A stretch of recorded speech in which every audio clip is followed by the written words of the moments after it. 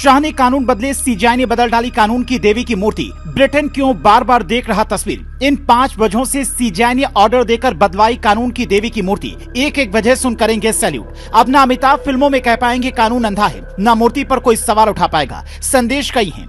जो कहते थे कि कानून की देवी अंधी है, वो अब ऐसा नहीं कह पाएंगे, क्योंकि सीजेआई चंद्रचूड़ ने कानून की देवी की आंखों पर बंधी पट्टी हटवा दी है और नई तस्वीर आपके सामने है। लेकिन इस तस्वीर में गौर करने वाली बात कुछ और भी है, जिसके बारे में पहले सुनिए, फिर बताते कि किन 5 वजहों से ये मूर्ति बदली गई और ये बदलना कितना बड़ा ऐतिहासिक फैसला है। पुरानी तस्वीर जब आप देखेंगे तो उसमें कानून की देवी की आंखों पर पट्टी बंधी होती थी। एक हाथ में तलवार नजर आता था, जिसका मतलब था सजा सख्त होगी, तेज होगी और अंतिम होगी।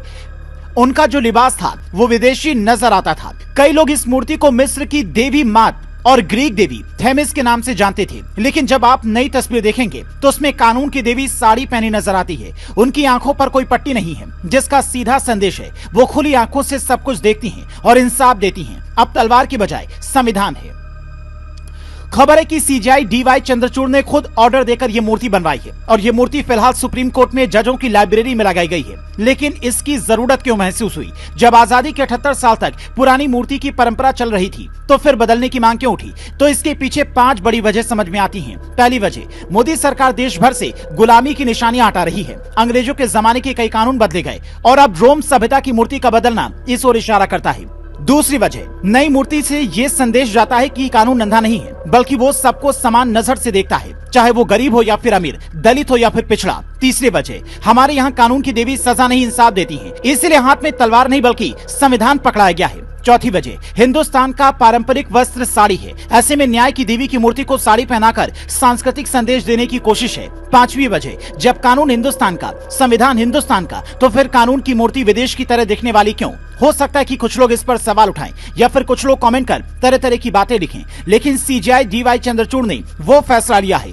जो सुप्रीम कोर्ट के कोई भी मुख्य न्यायाधीश अब तक नहीं ले पाए।